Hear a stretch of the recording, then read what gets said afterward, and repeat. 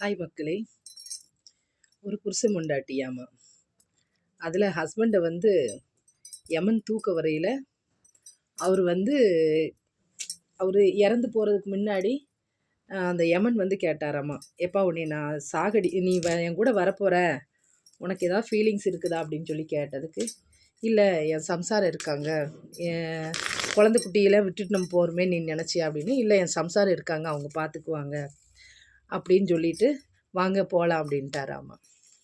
நீங்கள் உங்கள் கடமை செய்யுங்க, சட்டம் தன் கடமையை செய்யட்டும் அப்படின்ட்டாராம்மா. அதே மாதிரி கொஞ்ச நாள் கழித்து சம்சாரத்தை தூக்க வந்தாராம்மா. அப்போ அந்த அம்மா இருந்துக்கிட்டு, இல்லை நான் வரமாட்டேன் அப்படின்னுச்சாம்மா. ஏம்மா உன் புருஷனை தூக்க வரைச்சில் உன் புருஷன் என் பொண்டாட்டி இருக்கா எல்லாம் பார்த்துக்குவான்னு சொல்லிட்டு அவர் பாட்டுக்கு தைரியமாக வந்தார்.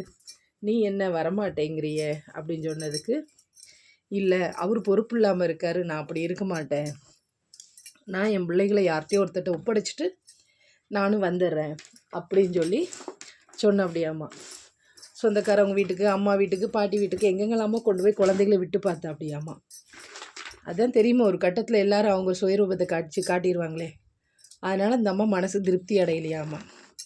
அப்புறம் ஒரு கட்டத்தில் யோசனை பண்ணிச்சாம்மா, ஏன் நம்ம குழந்தை இல்லை பசங்க பிள்ளைங்க, ஏன் நம்ம கல்யாணத்தை பண்ணி வச்சிட்டோம்னா அவங்களுக்குன்னு ஒரு பொறுப்பாயிரும், அவங்கன்னு ஒரு குடும்பம் ஆயிரும் அப்படின்னு சொல்லிட்டு அந்த குழந்தைகளுக்கு கல்யாணத்தை பண்ணி வச்சிச்சாமா.